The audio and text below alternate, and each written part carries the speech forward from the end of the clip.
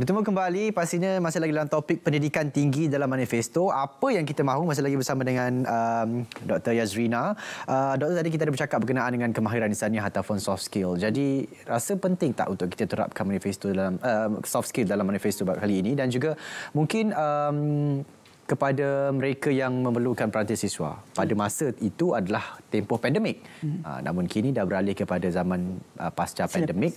Adakah relevan lagi peranti siswa itu untuk diberikan dalam manifesto? Okey. Now, daripada soalan yang pertama adalah mengenai soft skill. Di dalam manifesto. Soft skill itu, manifesto adalah sesuatu yang besar. Jadi kalau kita nak katakan kemahiran insaniah, apa yang patut ada dalam manifesto itu seharusnya selaras dengan falsafah pendidikan kebangsaan. Dalam falsafah pendidikan kebangsaan dah menyatakan untuk melahirkan insan yang holistik. Insan yang mempunyai daya intelektual yang stabil dari segi rohani dan jasmani, berkemahiran, berketerampilan dan juga dapat memimpin diri sendiri. Jadi itu semua dah merangkumi. Jadi seharusnya kalau ada pun manifesto yang perlu ada nak kait dengan soft skill, ianya adalah tidak secara teruslah direct. Tidak secara direct. Dia seharusnya melihat kepada, yang ini saya kata manifesto untuk jangka panjang, yang mana melihat kepada pendidikan tinggi, kembali kepada asasnya balik. Kembali kepada asasnya balik, sebab kita lihat sekarang pendidikan tinggi masing-masing berlumba-lumba. Nak menjadi nombor 1 ataupun nak menjadi yang terbaiklah di dunia, yang terbaik, ia mengejar ranking. Ini adalah isu yang sentiasa hangat diperkatakan dengan warga akademik, mengejar ranking. Jadi kalau kita lihat dalam kita nak balik kepada asas, college community seharusnya menjalankan tugas. Bukan dia orang tak buat, selama ini memang dia orang buat pun. Tak perlu dia berlumba untuk menjadi taraf universiti dalam masa yang singkat. Maknanya kita ada universiti yang khusus. Universiti untuk apa? College community, institut latihan kemahiran untuk menghasilkan pelajar-pelajar yang berkemahiran. Di universiti pula menghasilkan pelajar-pelajar bukan sahaja berkemahiran tetapi juga mempunyai daya intelektual untuk menerajui kepimpinan, untuk menerajui penyelidikan. Jadi dia ada segmen-segmen yang berbeza. Jadi ini yang saya kata, kalau kita nak terapkan dalam manifesto itu, kita perlu lihat dalam konteks falsafah pendidikan kebangsaan secara jauh. Itu soal jawapan untuk yang pertama. Yang kedua tadi, saudara Syairul bertanya mengenai peranti siswa. Saya rasa kita sedang, walaupun dah habis pandemik, kita dalam zaman digital. Betul. Kita dalam zaman digital, tak memang kena ada peranti. Saya pernah, ini dari segi pengalaman saudara Syairul, saya ada semasa pandemik dahulu, pekerja. Pekerja saya, staf saya tak ada komputer. Tapi kena buat kerja menggunakan telefon. Dan saya tahu betapa siksanya kalau ada peranti kecil itu aja untuk membuat kerja sekolah, kerja-kerja assignment dan sebagainya. Jadi perlu ada, selagi kita ada golongan berpendapatan rendah, perlu ada dari segi bentuk bantuan, ataupun perlu ada dari segi insentif ataupun inisiatif untuk membantu mereka. Kalau misal kata peruntukan tidak ada untuk peranti siswa, ini yang saya kata tadi, prasarana di pendidikan tinggi itu perlu baik.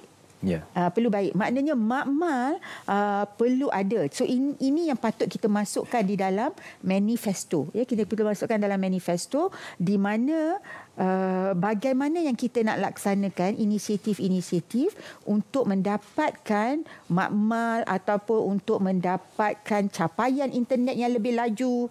Sebab kalau saudara Syairul lihat, saya pasti rakan-rakan kita, anak-anak saya lah. Anak-anak saya biasa. Mungkin rakan Syairul anak saya. Sebab bayi anak saya umur pun dah 20 lebih. Kan? Jadi apabila datang rumah, rakan-rakan dia datang rumah saya, anti-anti. password internet apa? Lah, sudah. Itu yang dia tanya dulu. Dia tak tanya apa khabar nanti. Tak ada. Dia akan tanya password internet dulu. Dia cari internet dahulu. Begitu juga kalau apabila pelajar-pelajar antarabangsa datang pun di pendidikan tinggi, mereka akan tanya. Mereka akan bertanya internet ada ataupun tidak. Capaian internet di universiti. Ya, capaian internet. Jadi itu yang perlu kita lihat sebab ini adalah masa hadapan. Kita tidak ingin pelajar-pelajar yang kita hasilkan tadi, kan saya kata tadi dalam falsafah pendidikan kebangsaan adalah pelajar-pelajar yang berkemahiran, pelajar-pelajar yang mempunyai daya intelek. Jadi penggunaan peranti itu adalah sangat penting. Betul. Walaupun sebab pelajar-pelajar ni lahir dalam tahun yang berbeza. Kalau tanya pada saya boleh hidup tak ada handphone mungkin. Sehari dua boleh lah. Lepas tu dah masuklah mesej banyak kan. Tapi untuk pelajar-pelajar yang dah biasa untuk mencari bahan dan sebagainya, peranti itu penting. Jadi perlu ada. Ya. Okay? Jadi nak pula kita berhadapan dengan situasi semasa, anda kata doktor sendiri pun dalam bidang akademia perlu dekatkan diri dengan pelajar. Pelajar juga menggunakan teknologi. Doktor juga perlu mahir dalam teknologi. Itu satu perkara yang amat kita risaukan pada masa kini kerana teknologi semakin berkembang. Betul. Persediaan kita sebagai institusi pengajian tinggi di Malaysia, apakah persediaan kita untuk tahun-tahun yang mendatang dalam dunia teknologi. Doktor, tadi kita bersebut berkenaan dengan kebebasan politik tadi, Doktor. Pendidikan tinggi memerlukan political will, iltizam politik, tapi bukan amalan politicking. Jadi adakah pendidikan tinggi kita bebas atau boleh bebas daripada unsur politik, Doktor? Okey, saya setuju dengan kenyataan pendidikan tinggi memerlukan political will, iltizam politik. Itu penting. Sebab dengan iltizam politik ada kuasa. Bila ada kuasa untuk melaksanakan perubahan. Dan bukan amalan-amalan politik. Amalan politiking ini maknanya amalan politik yang tidak sihat. Yang mempengaruhi, contohnya kalau kita katakan penyalahgunaan geran ataupun mempengaruhi seseorang untuk mendapatkan geran dan sebagainya atau mendapatkan jawatan. Jadinya adalah perlu untuk ada satu iltizam dan politik yang sangat kuat untuk memastikan pendidikan tinggi dapat maju ke hadapan. Betul. Now, pendidikan tinggi, kalau tanya pendapat saya, sebenarnya tidak bebas daripada politik. Memang tidak bebas.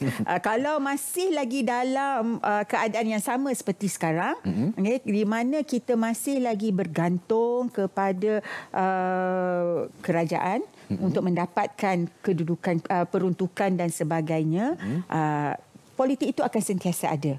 Okey, politik itu akan sentiasa ada.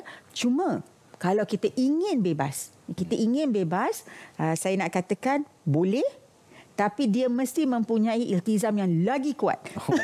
Maknanya pemimpin yang dipilih itu perlu meletakkan masyarakat. Betul. Masyarakat maknanya pemegang taruh di dalam pendidikan tinggi itu adalah kriteria utama, bukan untuk kepentingan parti, bukan untuk kepentingan sendiri, ataupun yang lain-lain, tetapi kepentingan masyarakat itu diletakkan dahulu. Dan ini adalah agak sukar. Agak sukar. Jadi itu yang saya rasakan. Cuma bagaimana pendidikan tinggi ingin mengimbangkan imbangkan politik di dalam kampus ataupun di dalam institusi itu, itulah saya rasa yang paling penting adalah pemimpin-pemimpin yang kita pilih akhirnya. Mungkin Vice Chancellor, Naib Chancellor sedang menonton kita sekarang ini, Doktor. Habis lepas ni saya kena pantun. Dr. E.T. panggil nanti. Dr. E.T. panggil nanti. Doktor, mungkin sebagai kita pun dah menghampiri kepada penghujung slot, satu soalan sebelum kita penutup. Apa antara harapan pendapat iaitu ahli pembangunan pendidikan dan dasar pendidikan tinggi Malaysia, pendapat terhadap sektor pendidikan tinggi negara secara keseluruhannya selepas pilihan raya umum ke-15 nanti, Doktor? Okey, saya ingin lihat bagi pihak pendapatlah daripada jangka panjang, ya. Maknanya kita lihat kepada jangka jauh, pandangan yang jauh, iaitu pendidikan tinggi kembali kepada asasnya. Okey, asas dia bermaksud tidak semua perlu menjadi universiti. Sekarang ni kita ada 20 universiti awam. Kita ada berpuluh universiti. Kita ada universiti swasta yang besar. Kita juga ada universiti luar negara yang ada di dalam Malaysia. Dan kita ada college community. Kita ada politeknik. Semuanya mempunyai fungsi-fungsi yang sama. Fungsi-fungsi yang sama, tetapi dengan maknanya dia ada asas yang sama, iaitu untuk menghasilkan graduan, untuk mencari kebenaran, untuk menghasilkan pemimpin. Jadi perlu ada satu penekanan untuk melihat kepada institusi-institusi ini berfungsi mengikut acuan. Itu satu. Yang kedua adalah penting untuk institusi ini menjalankan mengikut acuan Malaysia. Itu yang paling penting. Saya rasa acuan Malaysia itu kita nak uji, kita nak menilai universiti ataupun pendidikan tinggi itu, college itu mengikut acuan Malaysia.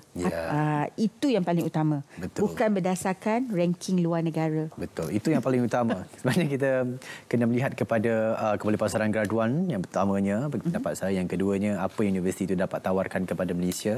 Kemudahan dan juga bantuan yang mereka dapat salurkan, dapat masyarakat Malaysia rasai.